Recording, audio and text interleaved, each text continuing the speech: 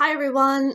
So it has been forever and a day since I last did a Poldark book video, which I'm really sorry about, but life got in the way. What can I say? In looking at the final four books that I have yet to talk about, the last four books, I realised that because it's been like 15 months or something since I last read these books, even though I could do two separate videos, I have a feeling that I wouldn't have much specifically to say about each one because it's been so long since I've read them. Little details and such really aren't popping up in my head. So I've decided to do one video to discuss all four books, and I'll talk about specific events that I can recall from the series. I think that's the fairest way to do it. So you're not going to get a great deal of information from this video if you're wanting specific events throughout each of these four books, just so you know. But the big stuff I want to talk about relates to a bit of a combination of books 9 and 10, definitely some in book 11, and definitely some in book 12. Okay, so the specific book titles, just so you know that they are, so 9, 10, 11, and 12 are first The Miller's Dance, then The Loving Cup, then The Twisted Sword, and finally Bella Poldark. So yeah, so as I said, it's been 15 months, so sorry that this video, if it doesn't give you much detail that you're after, but then, I don't want to spoil too much anyway, so it'd be pretty awful of me if I were to just, blurb about everything that's happening. Now, as with the previous review, I said how you had this 10-year jump between books 7 and 8. And you were starting to focus on the next generation. Ross and, George and Demelza and all that lot are still prominent because they're still, part of the story, but it's mainly following the next generation. And these first two specific books I want to talk about, The Miller's Dance and The Loving Cup, very much following the next generation, specifically following the elder two children, Jeremy and Clarence, and their love lives and stuff that is going on. So this is the point where I'm going to start talking about specific things in the books. If you don't want to watch this, then turn us off now. But if you do want to stick around in here, please do. Okay, so they're both having, let's say, complications with their love lives. Jeremy has fallen for a girl called Cubby. Now, there's some weird debate about how to pronounce her name, because it's spelled C-U-B-Y, but some people say Cubby, and some people say Kubi, like rhyming with Ruby, Kubi.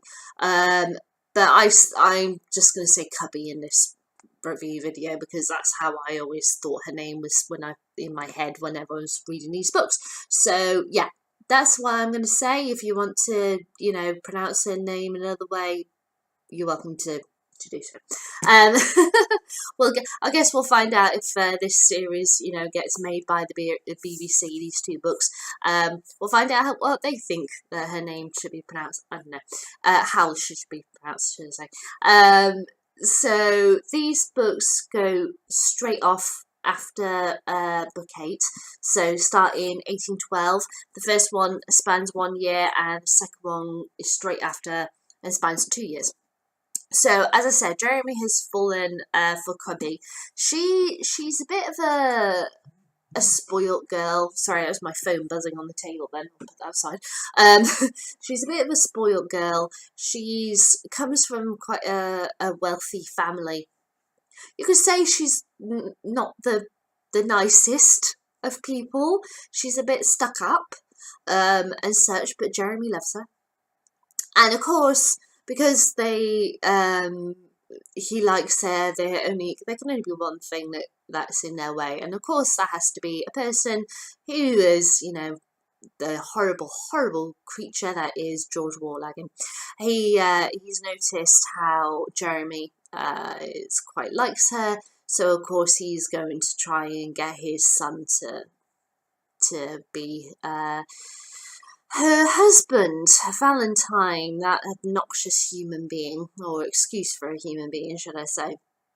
So there's a lot of complex stuff going on regarding their relationship, how they feel about each other, what should it's kind of like the Miller's Dance and the Loving Cup. Both Clarence and Jeremy have to decide what is going to happen to them with the relationships, the loves of their lives. In Clarence's case, it's Stephen, the man who was swept from the sea in the book 8, which I've discussed in my previous video, and yeah, deciding where her heart should lie. Should she accept him as her fiance, or does she have other choices? What are those choices? You know, all this kind of stuff. So they're both asking really big questions in both of these books. There's other conflicts getting in the way. With Stephen, his thing of, as was explored in Stranger from the Seas, his thing of, and especially in The Loving Cup, his rather sticky fingers, his want for money when he doesn't have it, so the only way he can think to get it is to steal, and how that affects them in their relationship and everything. And the one thing that I was a bit like, oh, okay, that's interesting that you're doing that. It's the fact that he managed to rope Jeremy into doing it as well. So he's not only doing something that could really screw up his relationship with Clarence, he's gone and got her brother slap bang in the middle of it as well. How very good of you, Stephen. So that's what these two books are mainly covering. One thing to note is that it's The Miller's Dance, sorry. I was going to say The Loving Cup then. In The Miller's Dance, we have a birth and we have 2 weddings. So the birth is that of Henry Poldark, the last of Ross's and Demels's children. A little boy called Henry, absolutely lovely little lad. And yeah, so the Poldark household has gotten a little bigger. And as I said, there are 2 weddings. The first is Geoffrey Charles. He's fallen in love with a wonderful girl, a Spanish lady, while he's over fighting and such to the Napoleonic Wars, and he's fallen in love and he's got married and he's settling down and starting a family, and it's really lovely, really lovely to read that. And the other marriage, quite interestingly, is George Warlagan. He's gone and gotten himself a bride, a woman called Harriet, who's quite a wealthy woman. The only reason why he's marrying her is in order to get a step further up in society, basically. He's marrying off his son, and his daughter is obviously way too young to be married yet, so he feels he wants to climb up the aristocratic ladder, basically. So he's going to marry someone he has no interest in whatsoever, in order to get there, and her name is Harriet. Very interesting lady, quite, in a sense, quite different to George. But it's very interesting going forth what happens with their marriage. Now, the Twisted Sword is where so much stuff started happening that I vividly remember. I think I have to say, okay, I'll say it now. The Miller's Dance and The Loving Cup were my 2 least favourite. They weren't bad at all. They were well written and well structured and all that lot, and I read every single page. I was, enthralled by them, but in the long run, I don't specifically 15 months down the line, I don't specifically remember a lot of stuff in those books. but I certainly remember these two vividly. The Twisted Sword is just set in one year, in 1815, and this is a year where everything changes. The family are in France. They are living in Paris because the British government, have asked Ross to do some work for them. Work, or spying, as it's also known. And with the Napoleon's return to France, it's obviously lots of stuff is going on. They decide to return to Cornwall, which is fine.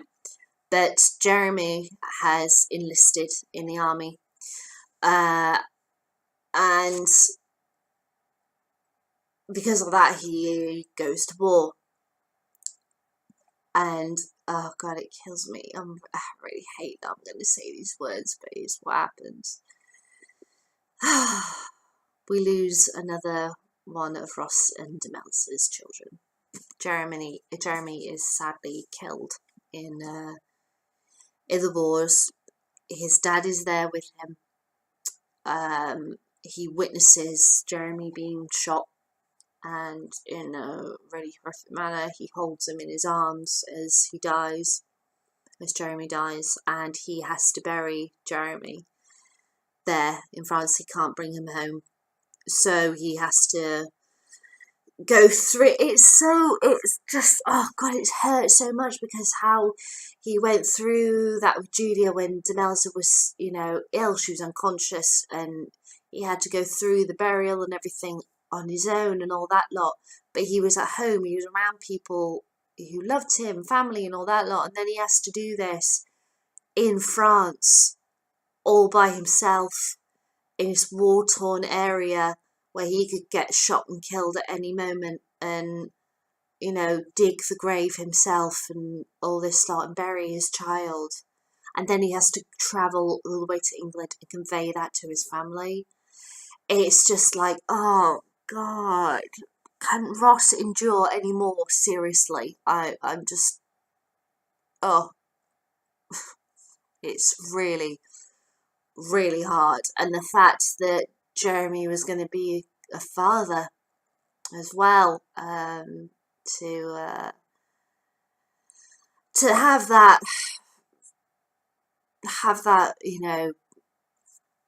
as well, it's really hard to process. And I was crying my eyes out reading this book. It ends on the happy notes with the child being born, a little girl, a really bonny little girl, and the first grandchild and everything, and they are really overjoyed, but at the same time it's tinted with so much pain. And the last chapter is Demelza and Ross just having a conversation about everything. The child's just been born, and they go out for a walk, and they're up by the cliffs and everything, where they say goodbye to Julia and everything. And it's so poignant, and it's so sad, and it's so tragic, but it's so, at the same time, they're so full of hope and joy for this child. And this one, The Twisted Sword, is the real sting in the tail. Really hurt. On another note about this book, it made me laugh hysterically, overjoyed with utter... I know it's going to sound really bad. I was so overjoyed with a horrible situation that George has to go through. And it's to do with his lovely wife, Harriet. Harriet has found out that she is pregnant. And George is really kind of happy about this, because Valentine has he's married off, George has married him off, and he's basically turning on his dad in regards to that obnoxious, spoiled brat ego that he has is now turning itself against his dad. So he's been really horrible to George and everything. So he kind of feels very disconnected from his son, almost like he doesn't have a son anymore. His daughter can't possibly inherit because she's a girl. I mean, my God, she can't do that. So he needs a son. So finding out that Harriet is pregnant when he's, getting on quite a bit now, and everything, it's like, oh, I'm going to have a son. I'm going to have a son. Of course I'm going to have a son. It has to be a boy. And I was nearly peeing my pants, laughing my head off when he discovers that he has had not one, but 2 daughters. That's right, twin girls born to him. And there's no way that he can have any more children because he's, quite a bit old now. And Harriet won't allow him to come anywhere near her because of their very strained relationship. So, yeah, basically, George is screwed. He is completely and utterly ruined. And it feels so good to read that. It feels wonderful. Yeah, it's kind of... Right, I always said that with George, kind of like how I said about Elizabeth in my previous video, I want him to suffer in the most horrific manner possible, the worst death he could possibly have that's so long, outdrawn, agonising. And in a sense, because of this whole situation of having twin girls and everything, it kind of does come to that. And with Harriet, their relationship's over. It's just gone. She's out of there. She's got his money. She because of an agreement, kind of a prenuptial agreement sort of thing. She gets his money. So he is left penniless. His children have abandoned him. His only heirs are girls.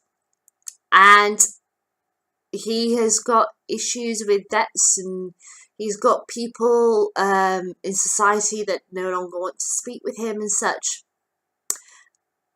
And I would say that is that is pretty much the agonising, cruel, twisted, horrible situation that I said about. Okay, he's not dying, but in reality, in the world, he's kind of a dead man walking. He's got all this turmoil, this suffering around him, which he now has to pay the piper for. And it's the way it goes. Okay, and finally, Bella Poldark.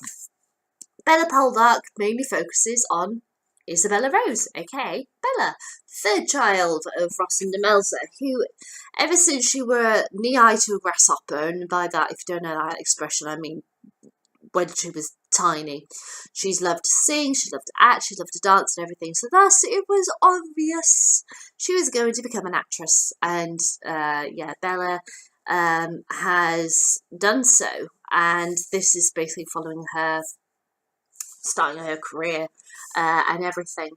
But we also have a lot of things are tied up. You have Clarence deciding on her future after situations that have happened with Stephen in the previous books. You have basically... You have an issue with... Okay, I'm just going to say it. I was going to try and find a way of saying this without giving too much away, but I can't really say it without giving something away.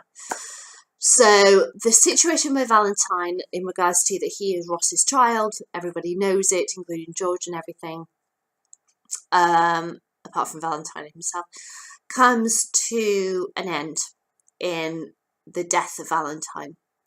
Now, I won't explain how it happens, and if I were to tell you how it happened, you think that I'm just talking absolute gibberish because it involves a monkey.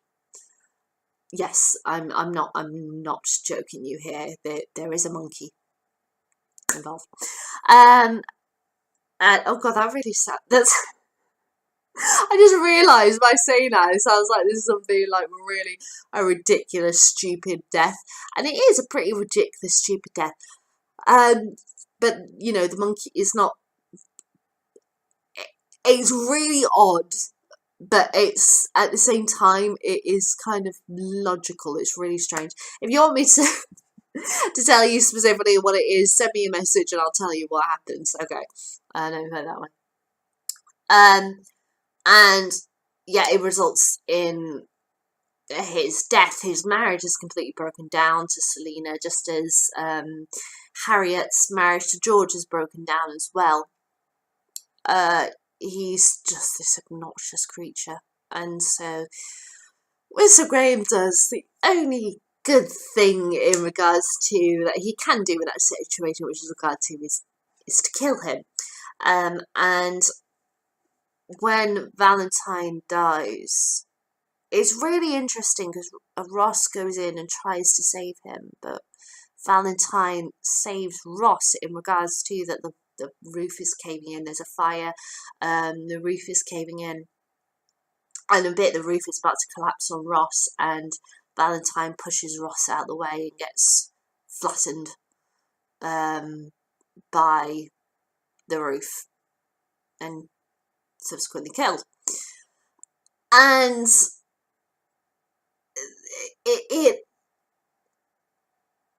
it's quite an interesting moment in that Ross feels, you know, oh my god, about this has happened, but then at the same time, he can't, you know, he has to acknowledge the fact that this was his child, and he's lost yet another child. So it's three. If you count, if you include Valentine as for Ross's, so that's what 1, 2, 3, 4, 5. So Ross has had 6 children, and Valentine is the third of the 6 to die. Obviously, it's going to have an effect on you. Valentine, though, is really different because of the whole situation with Elizabeth and how Valentine is an aspect of Ross's past that Ross and Demelza obviously acknowledge to each other, but they don't talk about it. And then when that part is taken away, Demelza does a really interesting thing in that she says it's okay to grieve for him. It's okay, I understand. Do it if you need to. If you do, do whatever you feel you need to, should I say, not do it if you need to, because of course he needs to. And it's really interesting that Demelza is that support for Ross in that moment. It really, how she supports him. It really is. She's a wonderful, wonderful lady. She always will be. So when it's really strange because ever since the whole situation with Valentine, from the moment that he was conceived, there's been a dark shadow that's haunted all of the characters ever since, from that specific moment. And then once Valentine is gone, it's like a cloud has lifted. Ross will never forget him, just as he will never forget Jeremy and Julia. But he knows now that he can breathe again. He can be truly comfortable again. He can be himself again. He's finally said, in a sense, he's finally said goodbye to Elizabeth. He has finally let go of this terrible burden that he has had for so many years. It's like he's been reborn again. And to have that moment and to have Demelza there saying it's okay, do what you have to do, feel what you have to feel, just do it. And when you're done, I'll be here. And I think that really says a lot about her and Ross' relationship. You can see why their marriage has lasted so long. You can understand them, you can see why they're soulmates. You get, at least I feel like, because I don't know, if it's that thing that because I'm not in a relationship, I'm not married or anything. I don't know what it's like to be married and how you have to work at it and all that lot. I don't know it. And I kind of felt like with reading, especially Bella Poldark, I get it now. I get Ross and Demelza so much. So to be watching the second series, especially with what happens with Ross and Demelza, and reading on the internet and watching other videos, people's reactions to that, and them going absolutely, crazy over it. I'm like, yeah, I was there when I read that book. I was there. But now that I've gotten through the series to the very last book, I understand it even more now. I totally get how Demelza feels, because just knowing that, oh yeah, she'd be pissed off is, easy to say. Knowing deep down in your heart exactly how Demelza feels and what the significance of certain things are and why, what pushes her to do certain things, that is another level of understanding of a character, of a person, than just saying, yeah, she has the right to be pissed off in this moment. And it's goes back to Winston Graham, the fabulous writing of Winston Graham, that I couldn't feel that way. I couldn't have that connection without him having written those words. I will forever be grateful that he wrote Poldark. I will forever love it. I will read it again and again and again and love every moment, and cringe at all the terrible parts, and hate George and all that lot, to the bitter end. But I will always go back to it. And it's kind of like, it's going to sound weird, a weird comparison. It's kind of like the Harry Potter books. Like J.K. Rowling said with the final premiere of the final film, where she says, stories stay alive so long as somebody's there to hear or read them. So if you return via the book or the screen, Hogwarts are always there to welcome you home. And I kind of feel like that with Poldark. Even if you come to it by TV or by the book, Cornwall, Nampara, Demelza and Ross will be there to welcome you. And they always will be. And I love that.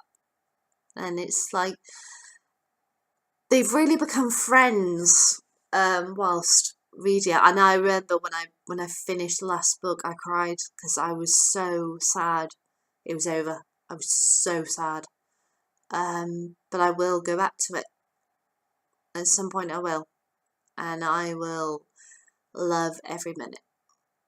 Okay, I think that's all I've got left to say on Poldark.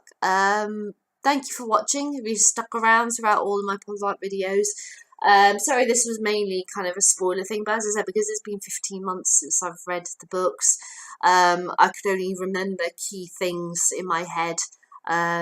But yeah, that's the way it is. I'm sorry, that's it's the way it is. But I want to say a big thank you. I want to finish this video by saying a big thank you to Winston Graham, because you were amazing and you've brought me so much joy reading these 12 books, and so many tears and so much heartbreak and so much anger, and I've gone through every emotion in the book and I have loved every single second. So thank you, Winston, from the bottom of my heart. Thank you. And yeah, I guess I will see you guys later. I hope you enjoyed this. If you've got any comments, give me a comment in the comment box below, or if you want to show me what you think of these books another way, if you've read them, give a thumbs up, a thumbs down, entirely up to you. And again, sorry for all of these major spoilers, taking up pretty much the whole of this video, but it's, it's the way it is. It's all I can remember. If I'd done these videos sooner, like pretty much after I had read them, this would be much better. But it's the way it is. But you know, you can't change that now. Anyway, I'll see you guys later. Bye.